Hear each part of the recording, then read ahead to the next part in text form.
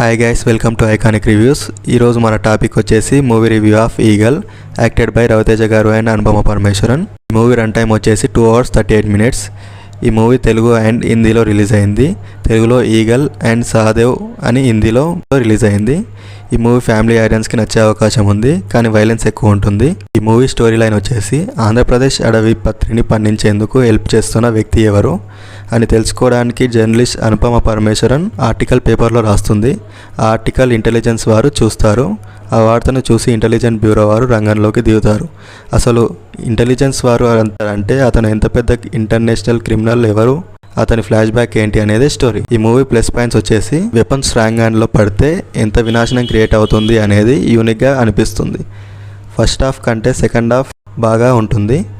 Second హాఫ్లో వచ్చే love story కొత్తగా అనిపిస్తుంది. పైగా పోలీసులు కూడా టచ్ చేయలేరు అనేలా విక్రమ్ ఖైదీ క్లైమాక్స్లో యాక్షన్ ఎపిసోడ్ ఉంటుంది. అది వేరే లెవెల్ ఉంటుంది. ఈ మూవీలో యాక్టర్స్కి పెద్దగా రోల్స్ అనేవి ఉండవు, బట్ నవదీప్ గారికి మాత్రం ఎక్కువ రోల్ ఉంటుంది. బ్యాక్గ్రౌండ్ స్కోర్ మాత్రం ఫస్ట్ హాఫ్లో అంతగా ఏం అనిపించలేదు. సెకండ్ హాఫ్ మాత్రం సేవ్ చేసిందనే చెప్పాలి. ఈ మూవీ మైనస్ పాయింట్స్ వచ్చేసి స్టోరీ లేకపోవడమే ఈ మూవీకి పెద్ద మైనస్ పాయింట్. ఇంటర్వెల్లో హైప్ లేదు, ఇంటర్వెల్ పడింది అని కూడా తెలియలేదు. జర్నలిస్ట్గా అనుపమ పరమేశ్వరన్ హీరో కోసం కనుక్కోవడానికి వెళ్తుంటే మేం చెప్తామని క్యారెక్టర్స్ ఆమె వెంట పడినట్టు ఉంటుంది. ఈ మూవీలో సాంగ్స్ ఎందుకు వస్తాయో ఎప్పుడు వస్తాయో ఎవరికి అర్థం కాకుండా ఉంది, కానీ ఒక సాంగ్ మాత్రం ఈ మూవీలో బాగా ఆకట్టుకుంది.